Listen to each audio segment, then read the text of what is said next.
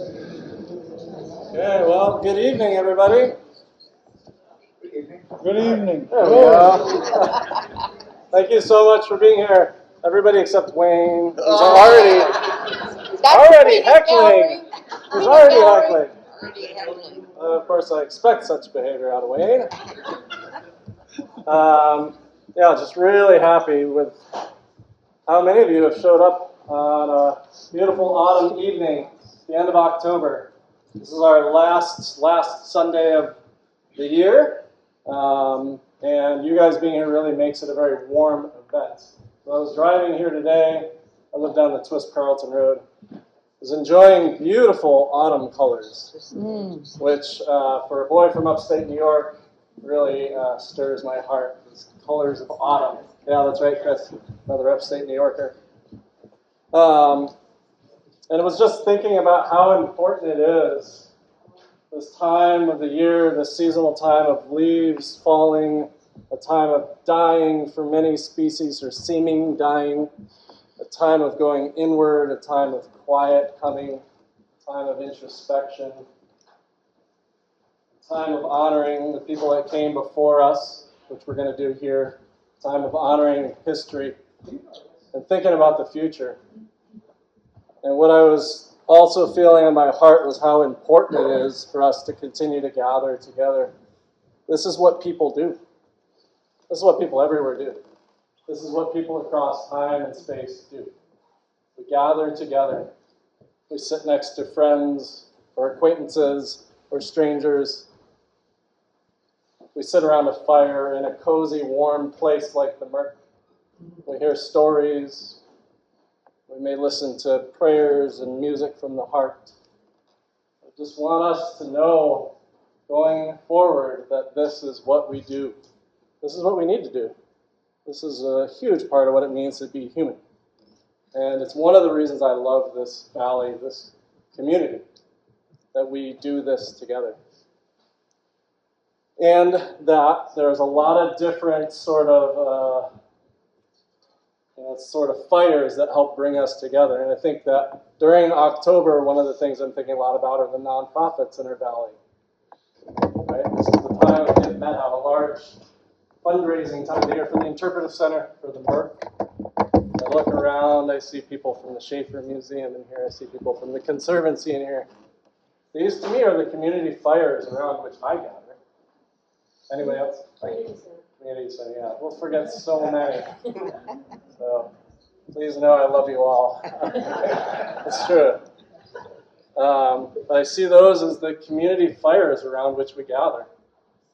And how important is that as we're going into a time of dark? As we're maybe feeling like we are in dark times. Those community fires are important. So I encourage you to support the community organizations in the Methow Valley that you love and care about. Support the ones nationwide, the ones in our state. Support the tribal ones. Support those fires around which people come together, because it's that connection which really matters. And that's the light that I take as I go forward. Okay. Another light in my life is this beautiful human here in front of me, who's like an uncle. In fact, he's not like an uncle, he is an uncle. And I just want to thank you for all the times this fall that you have showed up here at Homestream Park, at the Salmon Bacon Pateros earlier, probably going to forget some, here tonight to share your words, to share your spirit, and to share your flute with us. So the man I'm speaking of is Arnold Cleveland. And I want to welcome you, Arnold, and thank you again from my heart for being here. You're welcome.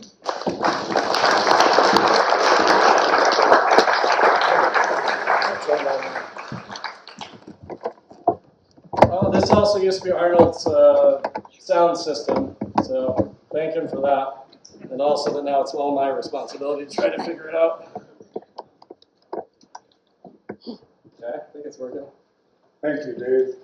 Thanks for the nice words and welcome.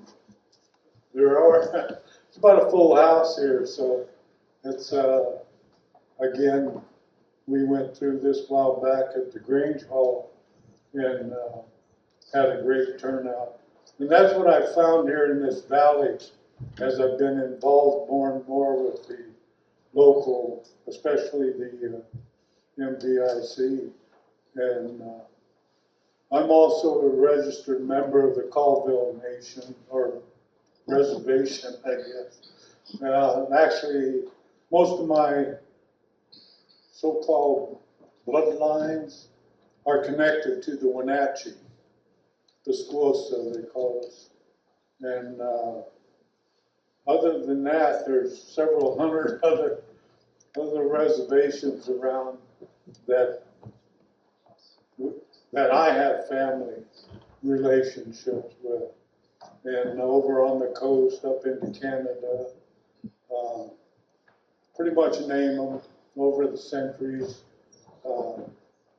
The folks traveled, you know, and a lot of them ended up going back as far as Montana and even further east than that, over to the west coast. It's just on and on and on. And my life experiences have been spent mostly off the reservation, being from around here, pretty much centered in California. And I left Ellensburg in about 1956 and stayed down there for close to 50 years.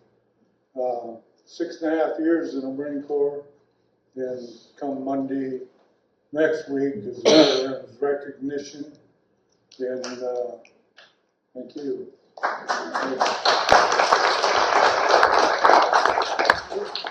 That's to all you veterans here also. You've the bulk of them, younger ones now, have, you know, mostly gone through Vietnam, Afghanistan, and so on. My relationship with the Kittitas Valley is where I was born. My grandmother lived there, and again, the history of people gathering,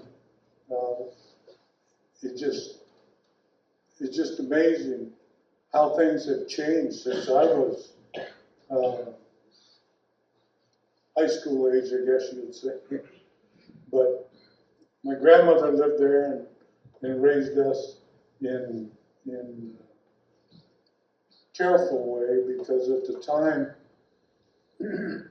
we were not allowed, you know, to do our cultural activities as they're doing today and as they did for centuries before. We could not speak the language. Several other things, you know, happened along the way. But in the meantime, my grandmother had a ranch there in Ellensburg and still in the family. Her youngest son takes care of the ranch now. But she had 4 boys that ended up being veterans back in World War II. 2 of the older boys got through World War II. A couple of them come through Korea. My older stepbrother came through frozen chosen Korea. So there's a lot of military life in our way, and I think it's because a lot of us were kind of crazy.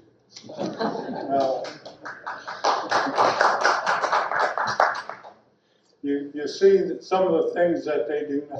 Have you been familiar with the relays, native relays? How they do that? The Omak Stampede, suicide race off the hill. My Uncle Alex won that for so many years.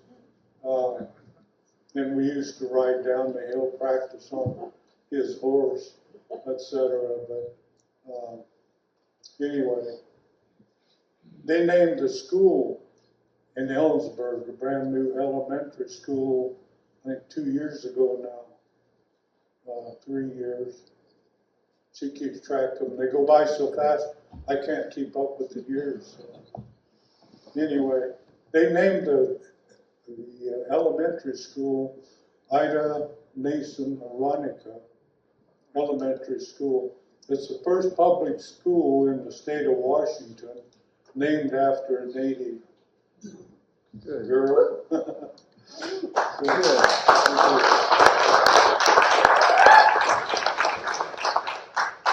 They do an exceptional job there. I was invited at the opening day a few years ago to speak and do the invocation kind of thing, I guess. Anyway, they named, that was the first public school in the state named after a Native. And they're very active, and they have their own apps and stuff on the phones. They're on Facebook. And Facebook, I guess. But they do a totally different way of teaching than I went through when I was in the early grades. I got fortunate enough to, for a short time, be enrolled in the Catholic boarding school up out of Omak, St. Mary's Mission. We called it then. And now they call it Pascal Sherman Elementary School. And here a while back, they had their 50th year of education was turned over from the Jesuit order out of Spokane and given to the Caldwell tribes to take their own educational process and teachings and use that. Prior to that, they were under the Jesuit order, so to speak, and their way of teaching was completely different than today's. And it was so good to come back to Ellensburg. I moved back up here with my wife in 2012, and in between that time, we only made visits to the family there during funerals, weddings, graduations, whatever, and back. So after moving back up here and getting involved again in the cultural stuff has been a very nice trip, so to speak. And to meet friends and great people like Mr. Richard Hart, and to get that nature feeling back. And I think that's what a lot of us do, and look at yourselves. I've known a lot of non-Indians now asking me, how do we track our background? How do we track our family back? And like I say, when I was younger,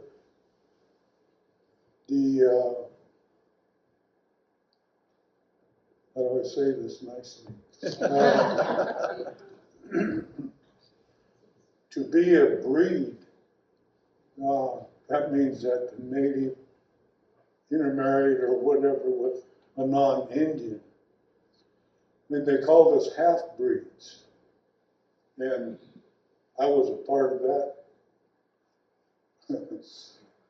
time period, I guess you'd say. But even local tribes, the full members of the tribe, did not like the half-breed. And we were not welcome basically into the white world. And it just goes on and on.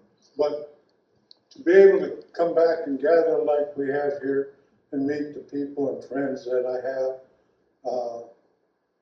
I thank my Creator. And one way I do it is I like to use the flute, and I'd like to thank Diana for the I did not bring, I have to confess, I know how to do confessions.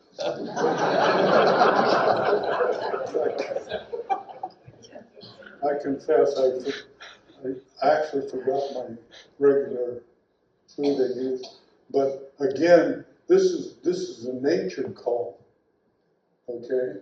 Yes. I showed up, no flute, no guitar, no microphone, no setup, PA, all that. And yet, someone stepped out and said, Arnold, look, would you be interested in taking possession of this flute?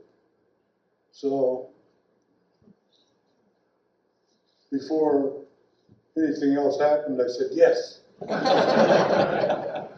So this is going to be an opening and almost a blessing for the flute too. My first time playing through it. Maybe a little bobble here and there, but I will do my best.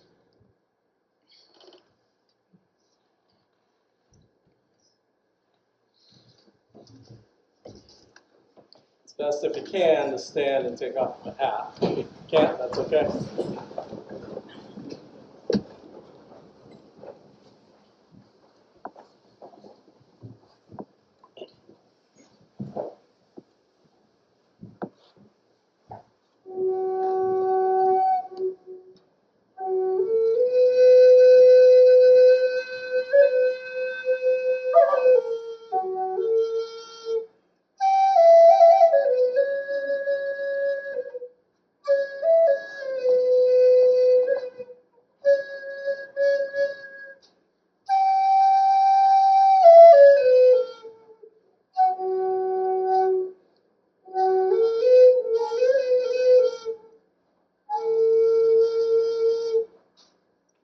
Thank you.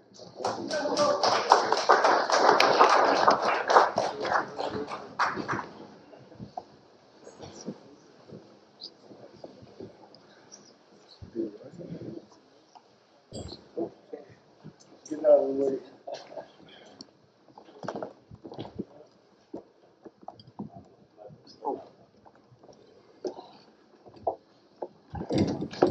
Don't give an ending. I know.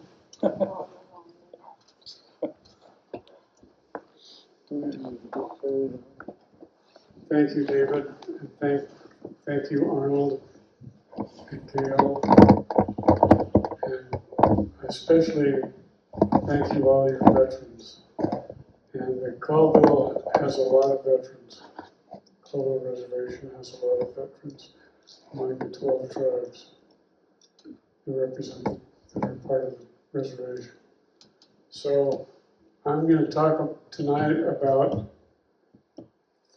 what David has asked me to talk about is the difference between executive order and treaty reservations, and especially what we have to remember about today's Moses Columbia Reservation and what it means to us today. So I'm going to start. There are two parts to my presentation, and the first part is about reservations in general, executive order and treaty reservations. And I'm going to read a couple of pages. This is from a report I did for the Justice Department, the United States Justice Department, about 20 years ago. And so the term that was used back then for executive order and treaty or reservations was permanent, and to make them parallel, the idea was to try and create permanent executive order reservations that would be parallel to the treaty reservations. So I'm going to read these 2 pages that sort of introduce the difference between those 2 kinds of reservations. The history of executive orders which established or enlarged Indian reservations falls naturally into several periods. During the period between 1776 and 1854, executive authority over Indian affairs was established, but no executive orders were issued reserving land for Indian purposes. The next period includes the years 1855 to 1871, during which a number of orders were issued and individually authorized by Congress. This period closed with an important policy shift as treaty making with tribes ended and Congress determined that under normal circumstances, reservations should be established by executive order.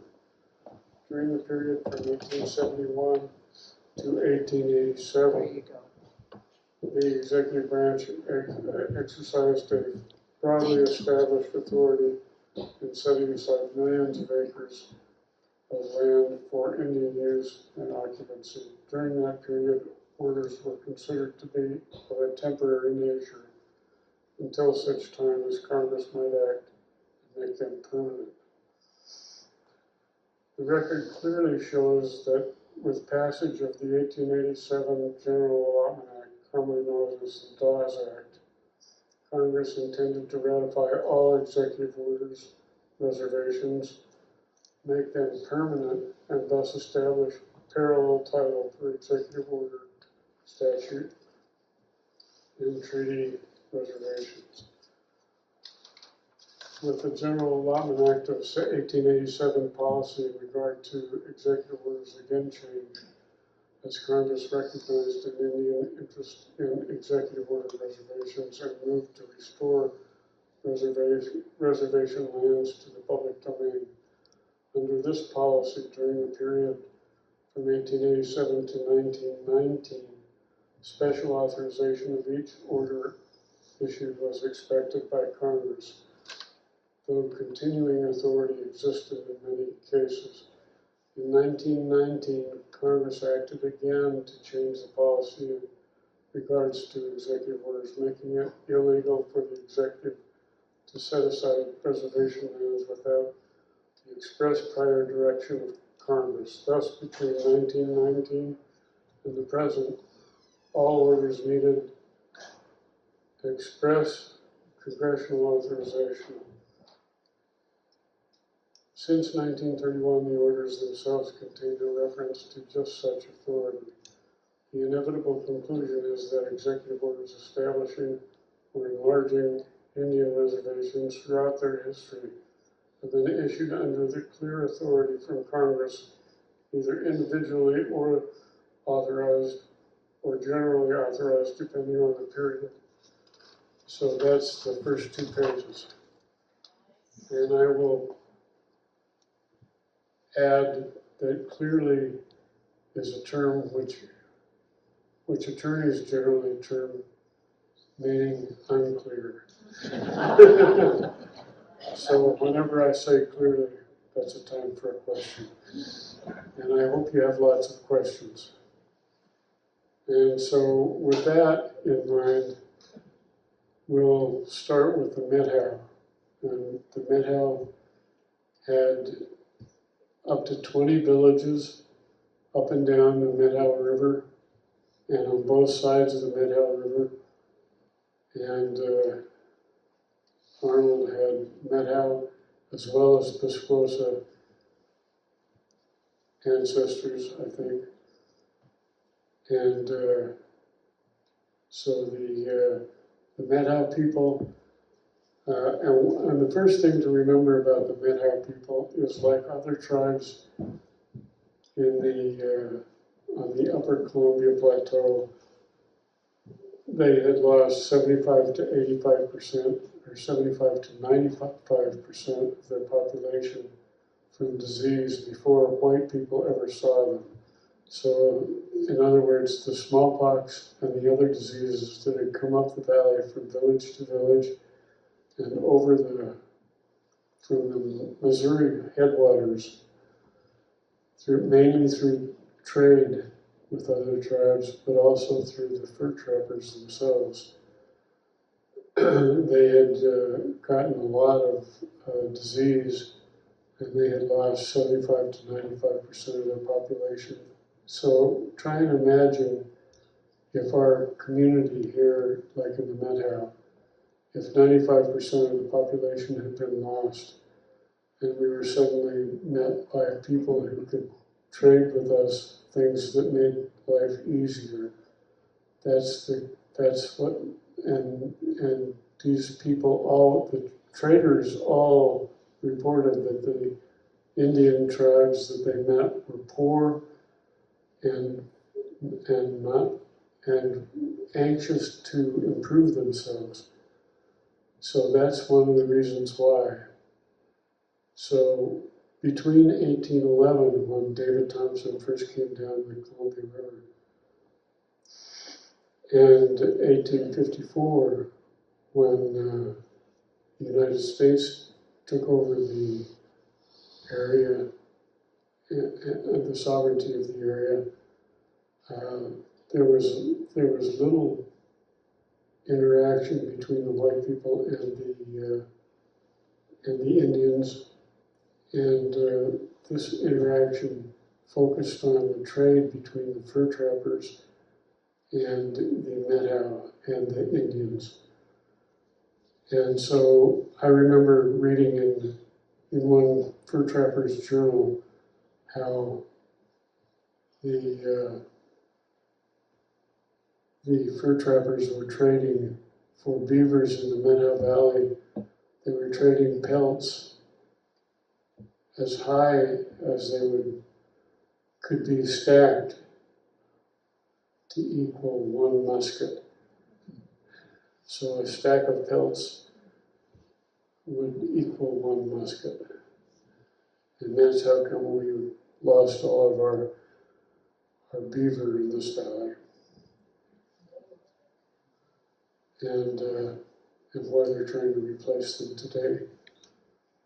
So in 1846, there was a treaty between the United States and Great Britain, which was called the Treaty of Oregon, which resulted in the boundary being placed between Canada, what was to become Canada, and the United States. And this, it was 20 years, it was in the early 1860s before the boundary was ever surveyed. So they only knew generally where it was. And the Methow people continued to trade with Fort Colville. Colvile was the Canadian spelling, the fur trapper spelling, and Colville was the American spelling. And the Colville tribe, which was closely related to the Sinaiaks, were the Lakes tribe, was named, the whole reservation was named after them, the Colville Reservation.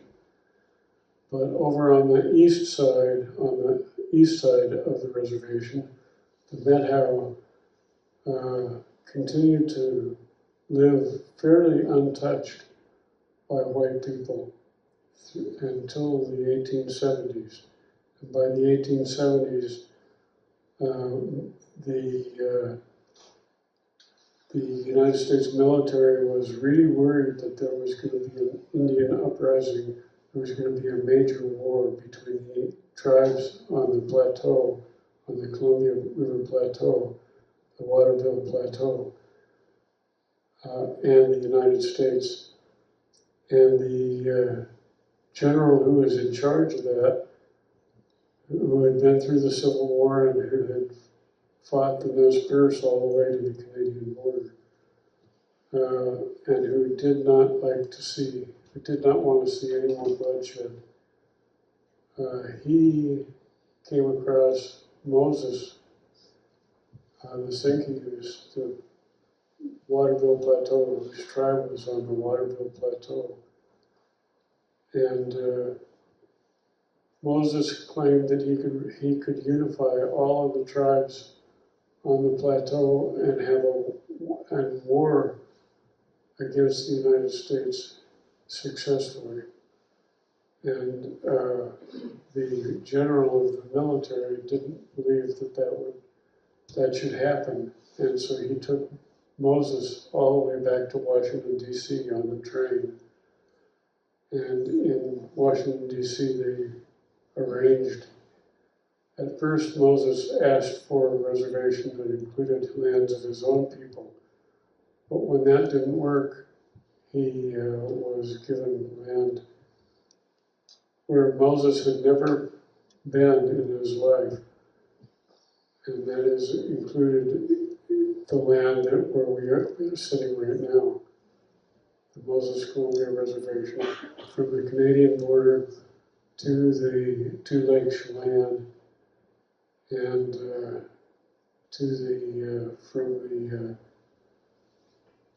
from the Columbia River to the Cascade Mountain Heights. So that was the reservation. It was a huge reservation. It was originally regarded as an extension of the Colville Reservation. And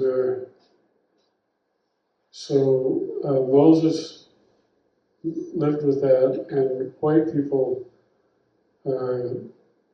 were uncomfortable with it, and initially said they had discovered valuable minerals in the 15-mile strip from the Canadian border south. And so that, first of all, that was removed for white people, although they never were able to come up with very many mines in that area. And although the reservation had only been established in 1879, in 1886 it was opened. And by this time, the Methow people had never been contacted either to set aside the reservation or to open it. And so the Methow people were left, and the military at that time was the friend of the Indians, and the Indian office were not friends of the Indians. The Indian office, as I pointed out in my paper to the Justice Department, the Indian office had been under the Department of the Interior, and eventually executive order reservations were put under the authority of the Interior Department instead of the military. But the military was responsible. This is before the General Allotment Act. So the military was responsible for creating or informing the people who had originally lived in the Colville, on the Moses Columbia Reservation, whether they deserved or were entitled to allotments. And under the Moses Columbia Reservation, those were 640-acre allotments. An allotment was sort of like a homestead. Except there was no improvement required. So the military went around to all of the tribes that lived on the reservation before the creation of the Moses Columbia Reservation, and those tribes were the Okanagan, the Methow, the Chelan, mostly those three tribes. And when they came to the Methow spokespersons vociferously acknowledged or claimed that Moses didn't represent them, and that they should not be removed from their homeland, because nobody had ever discussed that with them. And all of the Methow descendants today recall being removed from their villages in 1886 and taken to the Colville Reservation. The military doesn't have any record of that. It's very clear anyway. And so that's the basic story of what happened to the Methow, and the Methow became one of the 12 tribes on the Colville Reservation. And they, like the other 12 tribes, like the other 11 tribes, they chose to live in a separate place on the reservation. And like Arnold said in his opening statement, they were told not to speak their own language and not to dress in their traditional clothes and not to express any of their traditional values, or they were not human. And the only way you could be human was to remove the Indianness. That was what the United States believed and what the schools believed in the initial schooling system that was provided for the reservation. So the question remains, what does this mean today? And I think that the important thing to remember is that today the Methow people don't want to take private lands away from the people that already have private land here. They want to have hunting and fishing rights, which they were promised as on the federal lands, on what are continuing federal lands, or those are unoccupied lands today. What are called unoccupied lands today.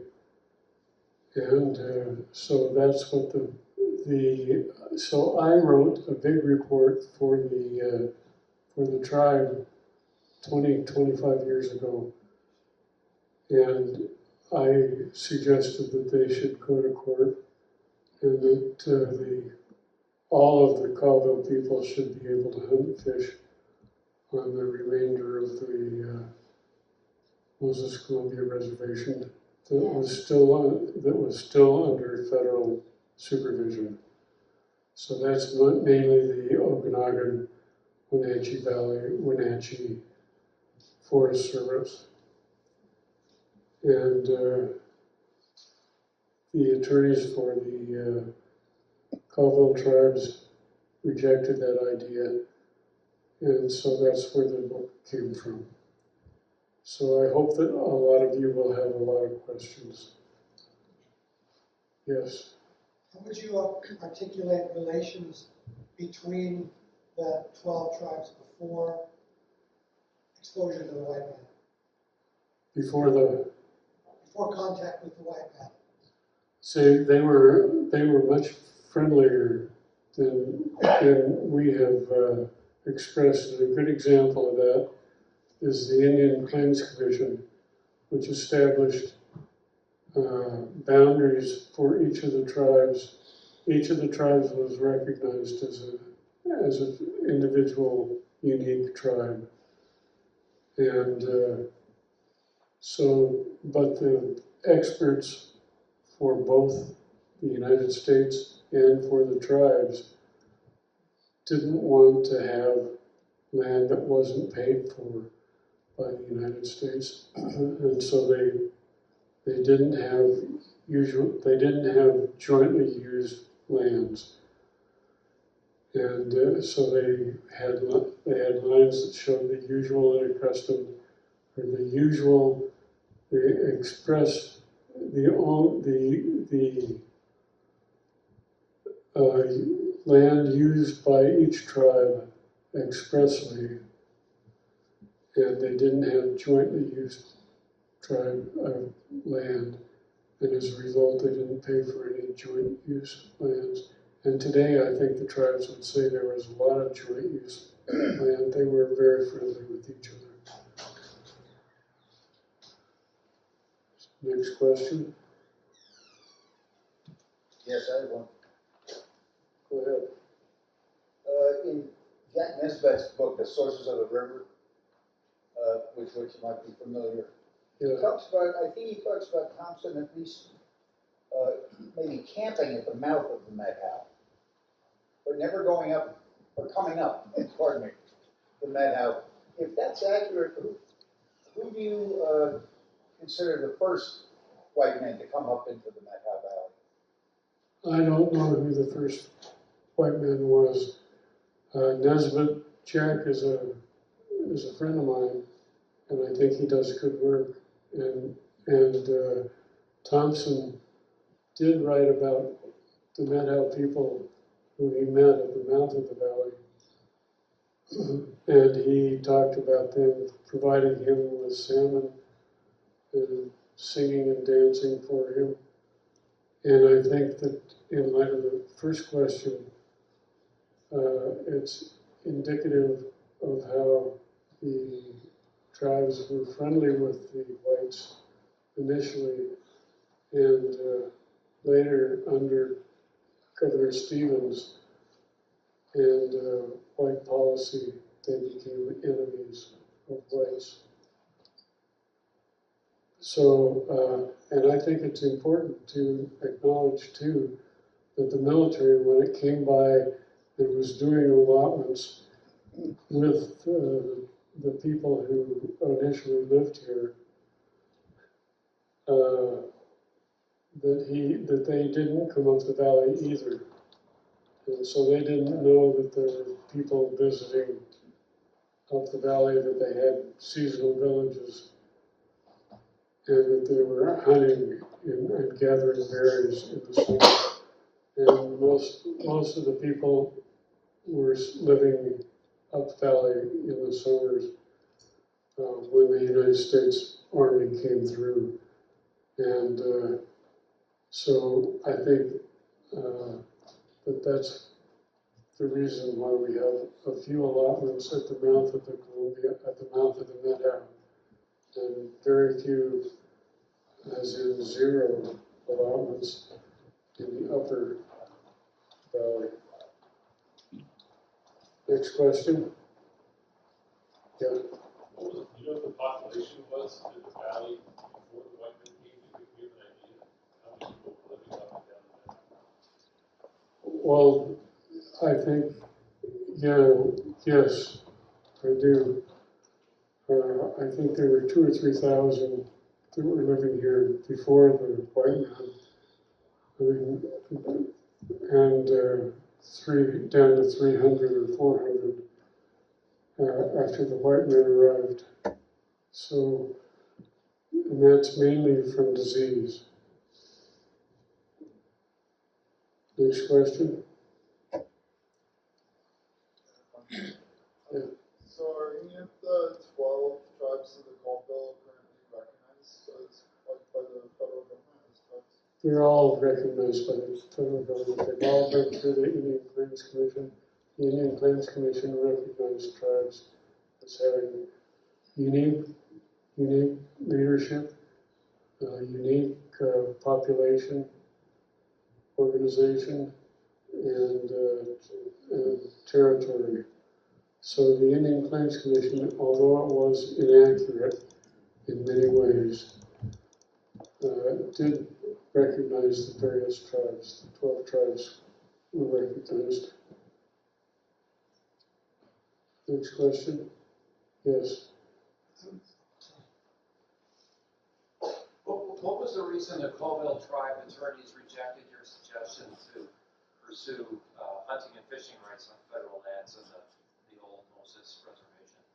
I think that the record, the interviews with Colville people all indicated uniformly that there had been meetings between the military and tribal members on the reservation saying that they could use the reservation and for hunting and fishing. And also there were clear meetings with those people that originally lived on the reservation that indicated they should have hunting and fishing rights.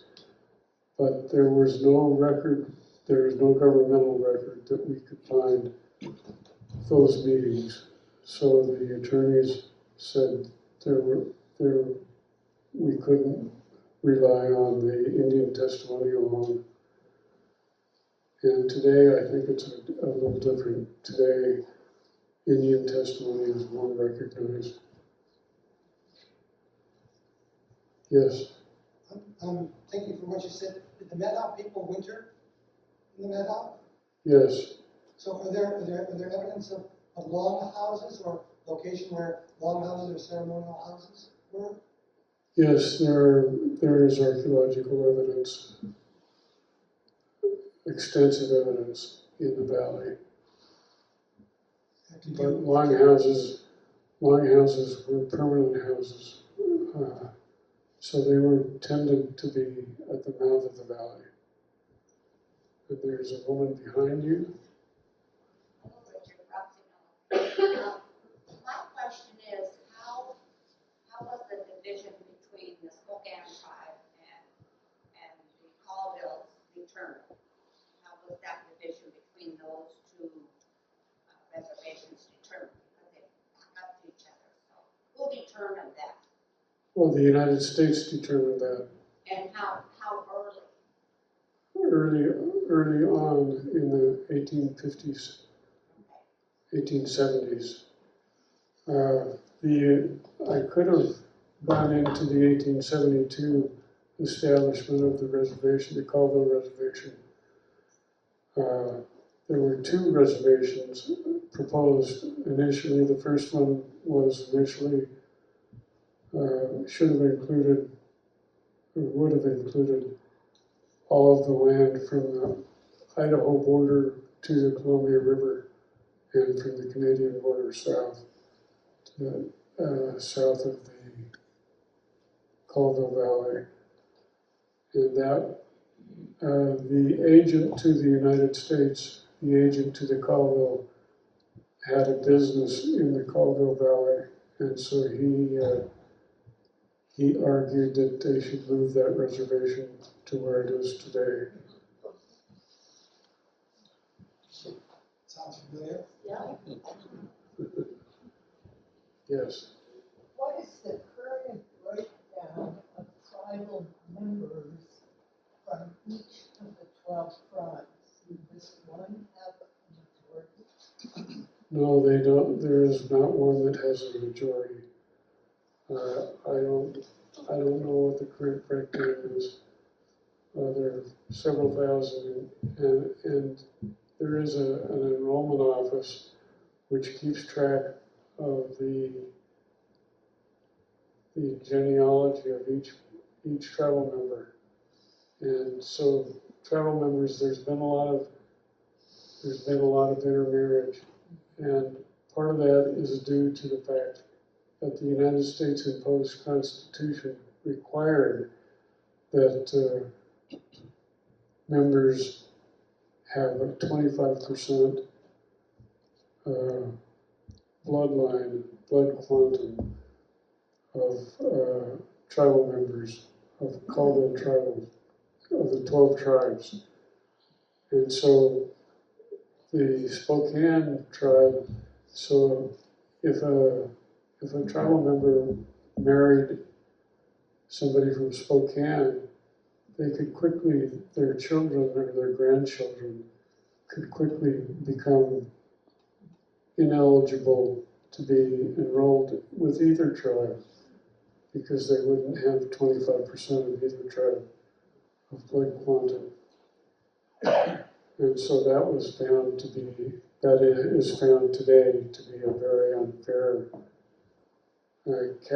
categorization that was imposed by the United States. How was all of this historical information affecting the Colville tribal people, including the younger generations at this time? So the question is, how is all this historical information affecting the youth of today on the Colville Reservation? I think that more than anything else, they don't trust white people. And they don't trust the politics of white people. So they don't, from their point of view, I think the current administration is very much like the previous administration, that you don't trust them. And the previous one before that, and the one before that. So you don't, if you follow the policies of the United States over time, they're untrustworthy people.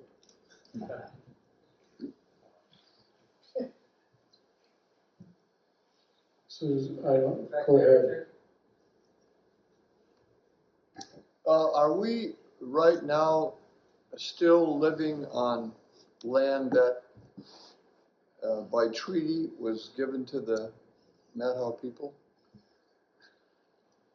They don't have, the Methow people don't have a treaty. So they still, what I should have said is that in that first period from 1776 until the present, until 1776, the earliest period, the Constitution of the United States and the earliest actions of Congress indicate that the United States recognized Aboriginal title. And this is unlike most European countries. This is unlike Spain or England or France. So they did recognize certain rights of tribal members. And did that answer your question? Well, I mean,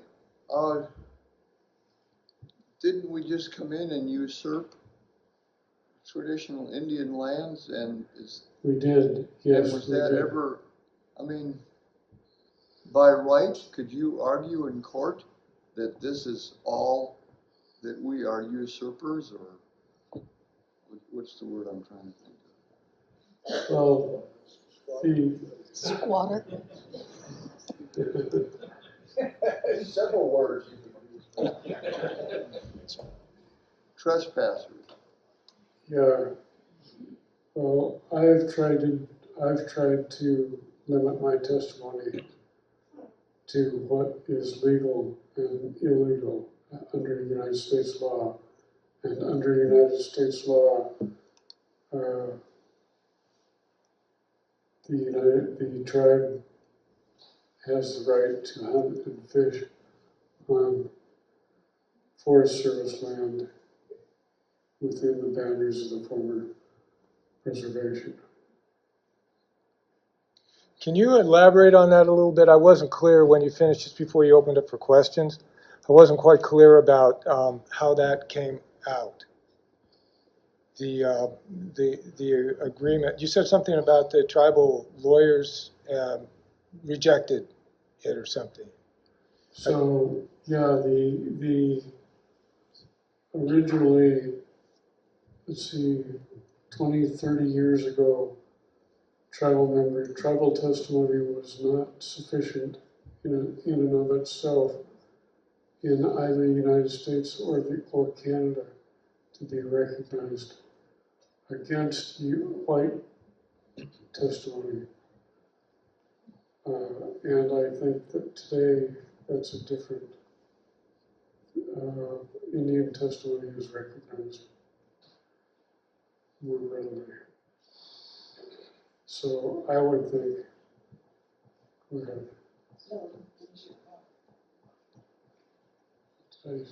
Yes. Hey, Richard, John Cyrus. Yes. I just wanted to add a little bit on what his question was. When a tribe takes a court case on, historically, it's not a very good percentage that you're going to win. It's a court set up not of your starting, right? So you're already going into a court that its very foundation is based in the taking of land illegally. So historically, and we've got other folks in the room that can speak that too, but the tribes are very cautious in taking cases to the courts. Even if you win, you could lose, because within that decision, there's going to be a Trojan horse that opens up another avenue to usurp tribal sovereignty. And for the first, after the Marshall Trilogy, the scorecard was, tribes going to the Supreme Court was about 80% of the time would lose. So tribes were very skittish for quite some time, and it takes a lot of money, millions of dollars, to wage these cases that go on. The United States has a whole trove of lawyers. The tribes, have to manage when can they take on that court case and when should they not take it on. So. Yeah, so I think John is, you should all be aware that John represents the Aboriginal territories of all the 12 tribes. And he's responsible for that.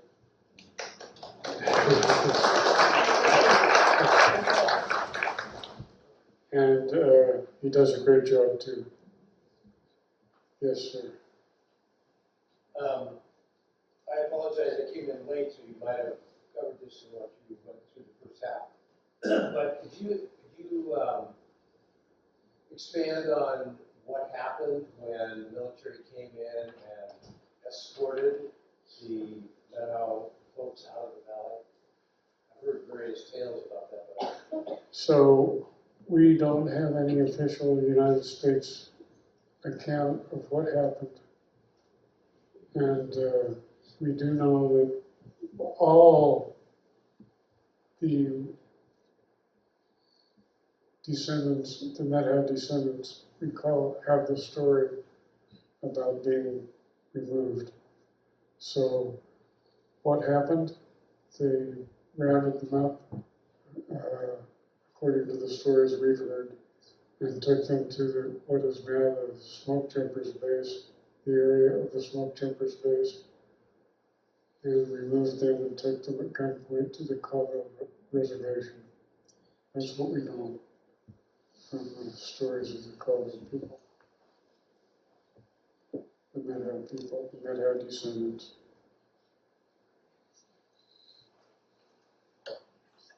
Yes, Bruce. So, when Washington State was a territory, Isaac Stevens was the territorial governor, what was the way that the territorial government worked with the U.S. government to handle the first the establishment and then the opening of the Moses Columbia Reservation? So, Isaac Stevens was appointed by the President of the United States, and so, like the Supreme Court justices of the territory, they were all appointees of the United States government, and so they represented the United States, and their actions were United States actions. So, not like our current state government. no, it's it was very different. Originally, territorial government was established as representative of the federal government. And I think that that's one reason why it's important to note that Isaac Stevens' very first order from Washington was to eliminate Aboriginal title of all the tribes through treaties and to remove them to reservations to enable settlement by non-Indians. So in other words, Aboriginal title had to be removed before non-Indians could settle on territory. So that's one of the reasons why the Colville tribes or who think they should, the people, the leadership especially thinks that they should have the same rights as treaty reservations. And so that's, so they should have those rights. Yes. Richard, would you like to please tell people something about how the Colville Reservation almost disappeared in the 50s? Go ahead. Well, I know that Pastor Sherman and Charlie's were involved in going back to Washington DC to try to save it. And that was, almost lost it too, because I guess there was a lot of land that was taken over, and they said there weren't enough Indians or something, but I thought you might know more about that. Go ahead. Well, okay, that's just kind of what I know. I just know that there was a real time in the 50s when they felt like they were going to be losing their land. Well, there was the termination. Termination. There was the termination policy. Is that what you're talking about? Yes. When? And there was a big division on the Colville Reservation between those that were in favor of termination and those that were enrolled who were against termination. That's it. Yeah. When was that? That was under President Eisenhower. What was termination then? Termination was a policy of the United States to terminate the special relationship of John. Do you want to address that? Yeah, I'll chime in a little bit because it's important to think about, so after the allotment and then we had the Indian Reorganization Act, the federal Indian policy changed quite a bit. And there were a lot of stories about how the conditions on the reservations were really poor, yet that they were trying to balance that out with the need for more land and for more settlement going west. The Colville tribes with that reservation and where it was situated was targeted early on in that federal policy of termination. They wanted to, the Allotment Act wasn't working. They were trying to turn tribal people into farmers. A lot of the allotments were done on top of the mountaintops, and the best farmland was sold to settlers that came into the area. So the policies that were put into place also had problems, when they rolled them out. But because there were tribal people that were farming, they were industrious. They were people that were taking care of themselves. They targeted them early on, and it's like the late 40s. They were targeting them. That reservation, Klamath down in Oregon was another one, to remove the responsibility of the federal government for anything that, upholding those trust responsibilities, because they can take care of themselves. And so it was a long fight. It was a long, some of those, there's so many resources, that were found in the north half of the reservation and on the reservation for mining. And, they thought that was a way that they could finally remove the Indian and save the soul of those people and bring them up and to become part of society. So it was a real fight for a lot of families.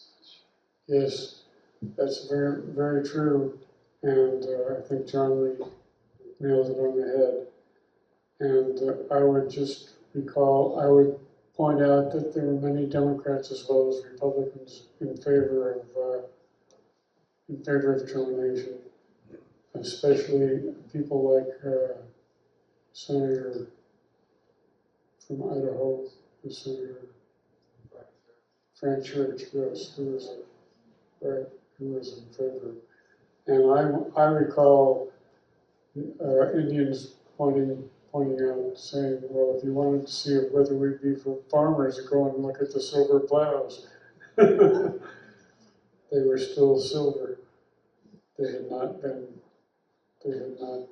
rusted.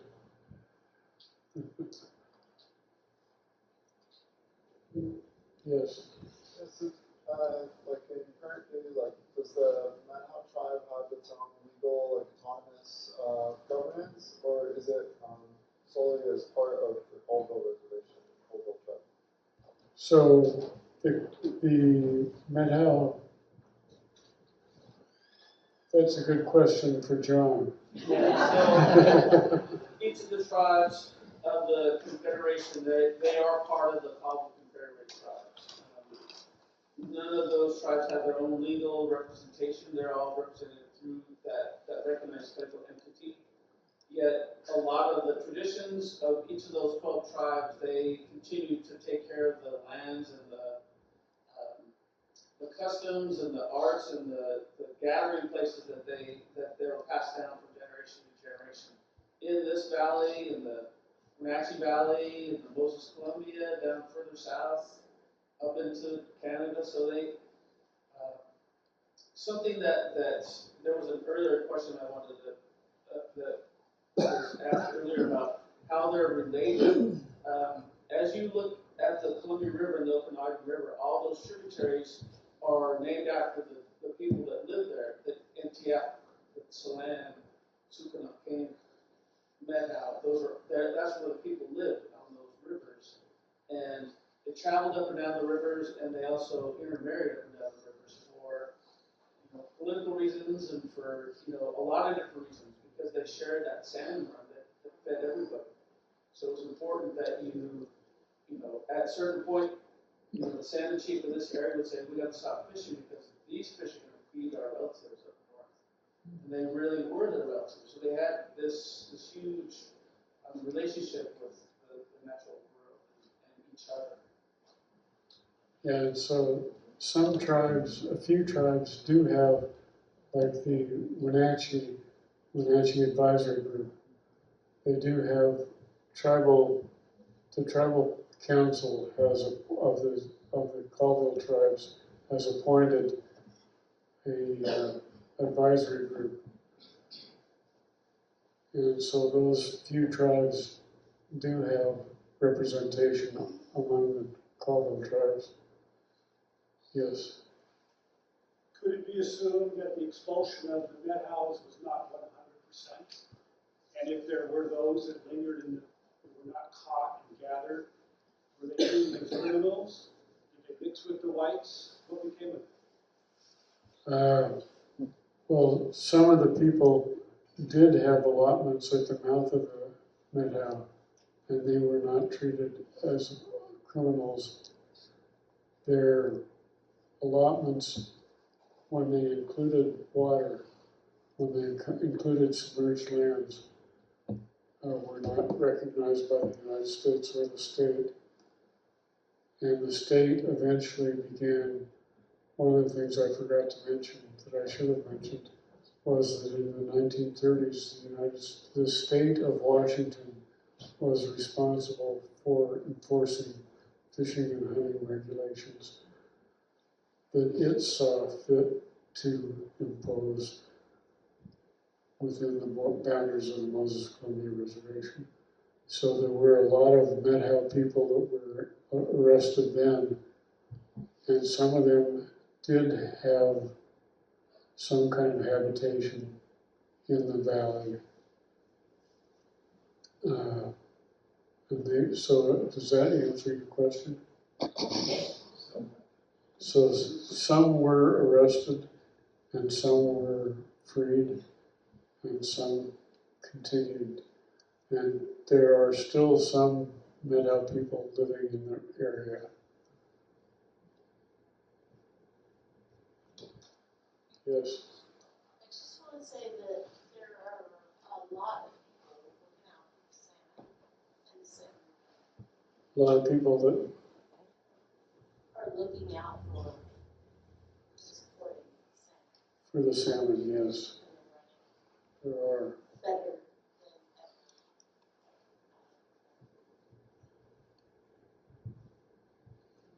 Yeah.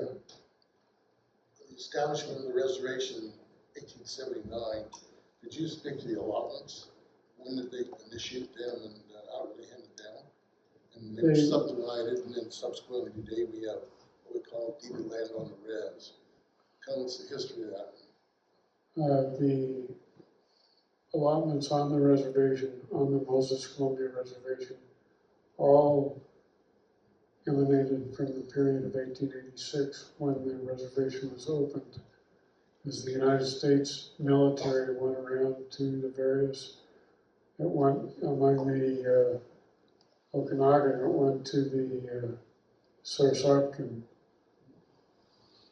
and his people. And here in the Moses and the Methow territory, it went to the mouth of the Methow. So all of those reservations are considered part of the Colville Reservation. And there are very few of them that were on the Chelan what is now the Chelan territory, that were also considered part of the Colville Reservation. How did they allocate 640 acres? Did they have to do an application process? As tribal members?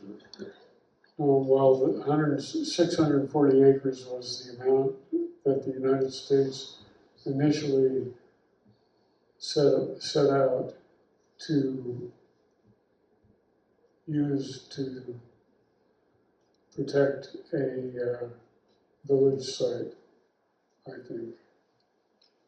Go ahead, John.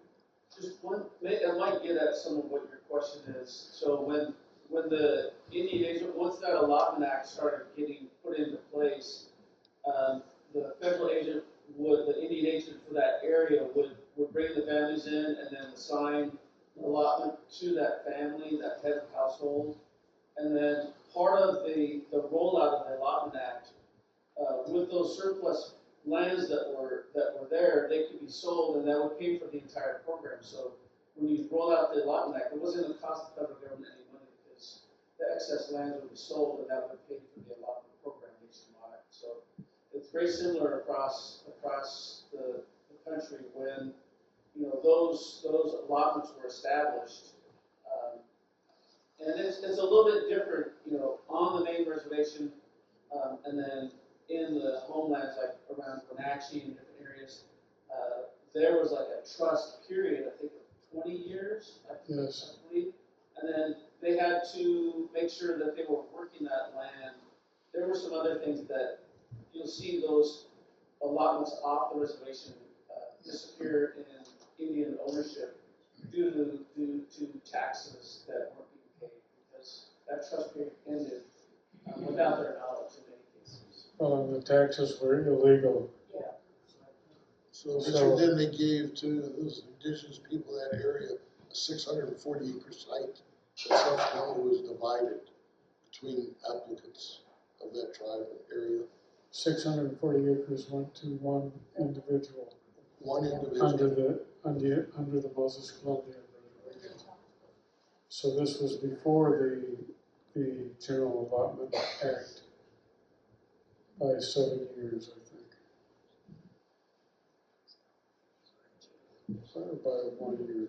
So then some of the tribal members would sell subsequently portions of their allotments off over the years or all of it.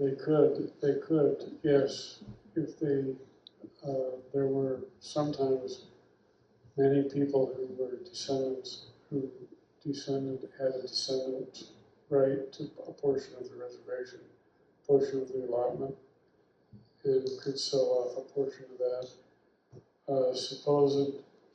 They had to have the permission of the agent, and they had to have the Secretary of Interior sign off on it. So oftentimes there was a corrupt agent or somebody who had his thumb in the pie in one way or another. And sometimes the Indian people didn't get very much of that, what was charged for the allotment. Was there compensation to the tribes when they put in all the they just take their land and cover it up with flood. I know people that were on, I call it Kilpaw, that were white people that were compensated for their land. And I just wondered if the Indian people were also compensated for the land that was taken away from them. No, they weren't. And there are still some lawsuits that need to be embarked upon. How about the wells issue, the wells dam? Wells Dam has been litigated, What was has that? been negotiated. And how was that resolved? That was resolved in a large payment to the tribe annually, a percentage of the income from the dam annually. Originally, wasn't they used eminent domain to just take some of the allotments before this court battle come after that? Well, they some of the dams, for the dams, they used phony legal status, yes. And simply took it, yes. Speaking of the dams, the Grand Coulee Dam, what was going on in the Grand Coulee itself before it was filled with water? There were villages down there, and I think the water covered the villages and covered the archaeological sites. And that was one of some of the other coulees. That's the worry, is that other dams and other activities, farming activities especially, will endanger those archaeological sites.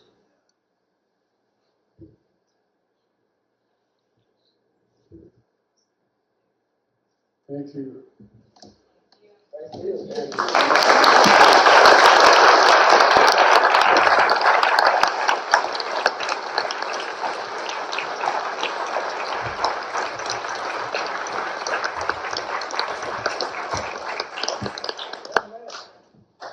Well, before you guys all go, I want to thank you again for being here.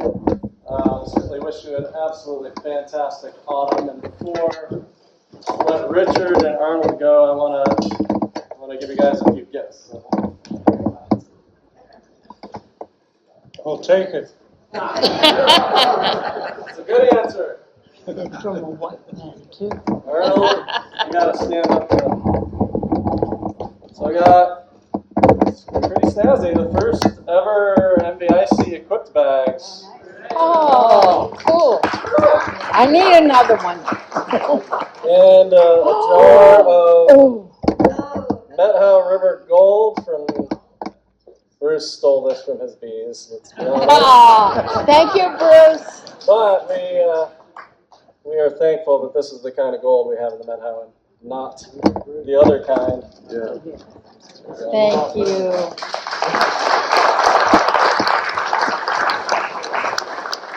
And same for you, Richard. And Bruce snuck in this. What is this? It looks like an original wood print. Bruce. Thank you very much. Named Swan Return. My eyesight's getting poor. Named Swan Return.